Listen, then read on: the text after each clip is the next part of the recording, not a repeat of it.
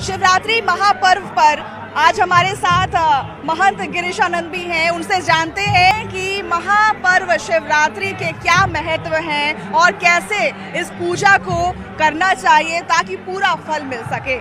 गिरीशानंद जी, आप बताइएगा कि किस तरीके से पूजा करना चाहिए, क्योंकि आप देख सकते हैं भक्तों का यहाँ पर सैलाब है, लेकिन पूजा करने की विधि क्या है, आप बताएं।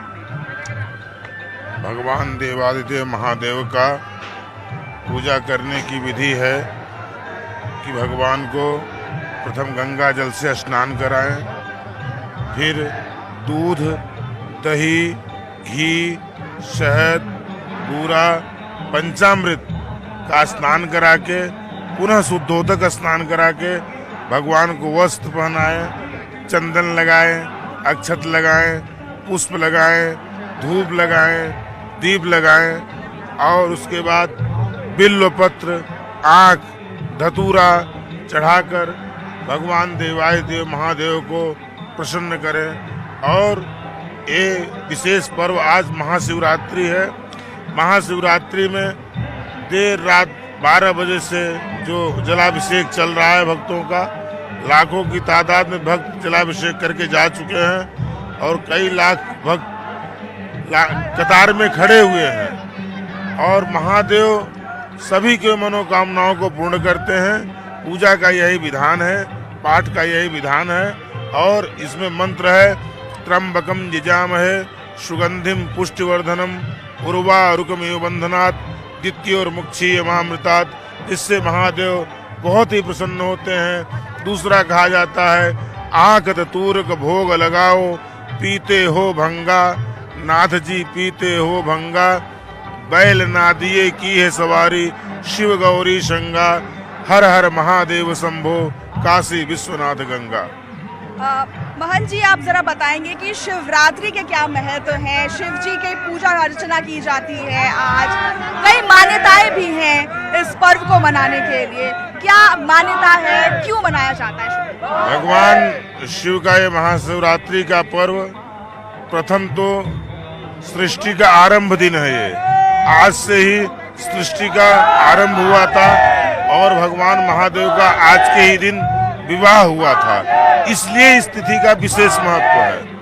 और जो भी भक्त मन से, वचन से, कर्म से भगवान शिव की आराधना करता है तो स्वयं उन्हें बोला जाता है भद्रम कर्णे विसृणयाम देवाः, भद्रम पश्येमाक्षभिर्यजत्राः, स्थिरैरंगैस्तुष्टवागुं सस्तनु भैर्वशेम देवहितं जदायुः।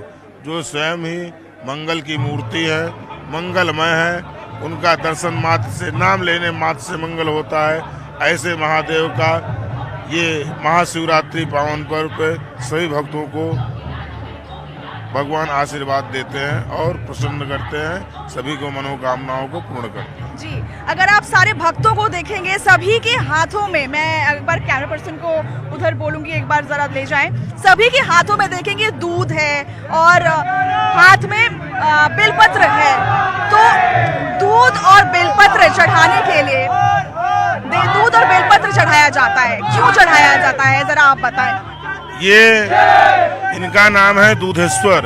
जो दूध से प्रसन्न होने वाले ईश्वर हैं, उन्हीं का नाम है दूधेश्वर, जो सभी भक्तों के मनोकामनाओं को पूर्ण करते हैं। और बिल्वपत्र त्रिदलम त्रिगुणाकारम त्रिनेत्रम त्रिधायुधम त्रिजन्म पाप संहारम बिल्वपत्रम शिवार्पणम।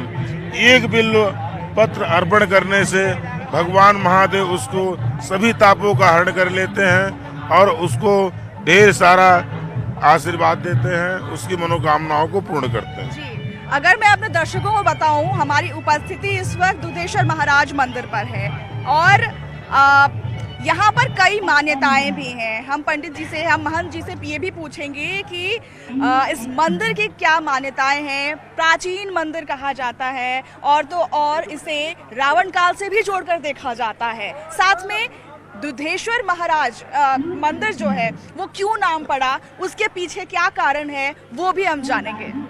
यह 5500 साल पुराना मठ है, जिनका पूर्व काल से इतिहास यह रहा है कि ऋषि विश्वेश्वर द्वारा जो रावण के पिता और कुबेर के पिता भी हुआ था।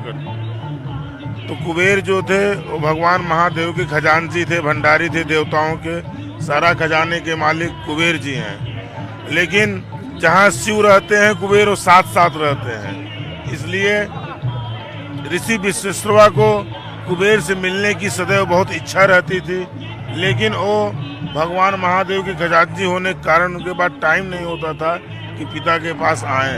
इसलिए भगवान महादेव से उन्होंने प्रार्थना किया कि आप हमारे ग्राम के निकट आ जाइए, जिससे हम पुत्र का भी दर्शन करते रहें। इसलिए उनके आवाहन पे भगवान महादेव यहाँ दूधेश्वर के रूप में प्रकट हुए। इनका नाम काशी में काशी विश्वनाथ है और यहाँ पे दूधेश्वर और विश्वेश्वर नाम से भगवान महादेव प्रकट हुए। जी, अगर आप भक्तों को देखेंगे यहाँ पर तो भक्ति में विलीन है, रम गए हैं पूरे भक्ति में और इसी वजह से इस मंदिर की भव्यता और महत्वपूर्ण जितनी है वो पता चलता है, क्योंकि इतनी भरी तादाद में लोग हैं। हमने पहले भी महंत जी यहाँ पे बात किए, लोगों से, श्रद्धालुओं से बात किए, तो उन्होंने बोला कि वो सुबह के 3 बजे से यहाँ पर लाइन में खड़े हैं, कतार में खड़े हैं, ताकि उन्हें शिव जी के दर्शन हो पाए। ऐसी भी मान्यता है कि जो सच्चे मन से शिव जी की आराधना करता है या दुधेश्वर महाराज की आराधना करता है उसे स्वर्ण लाभ भी होता है। और सबसे बड़ा प्रमाण जो है वो यही है कि रावण यहाँ पे पूजा करते थे। ऐसा कहा जाता है कि रावण जैसा कोई भक्त नहीं, शिव भक्त नहीं, और उन्होंने अपनी पूरी भक्ति दिखाई और इसी वजह से उनकी जो स्वर्ण लंका है उसका एक कारण ये भी है कि उन्होंने पूरे मन से भगवान दुधेश्वर महाराज की पूजा की थी। इस पर आप क्या कहेंगे? भगवान दुधेश्वर का रावण ने अपना युद्ध प्रारंभ करने से पहले प्रथम सर यहीं पे काट के चढ़ाया था भगवान शंकर को। और जो लंका का आपने प्रश्न किया, तो लंका तो भगवान पार्वती जी के लिए बनाया था, लेकिन उस समय और कालखंड को देखते हुए रावण से अच्छा विद्वान कोई नहीं था जिसको भगवान शंकर का पूजन करा सके। तो वही कराने के लिए आए थे, तो उन्होंने दक्षिणा के रूप में लंका को खुद मांग लिया था। भगवान ने सहस्त्र उसको स्वीकार करते हुए उनको दक्षिणा के रूप में लंका को दे दिया था। बहुत बहुत शुक्रिया आपका हमारे साथ जुड़ने के लिए और तमाम बातों को हमारे साथ साझा करने के लिए। तो एक तरफ आपने जैसे जाना कि शिवरात्रि के क्या महत्व हैं और शिव जी की पूजा करने से क्या क्या लाभ हो सकते हैं, इन सब को आपने जाना।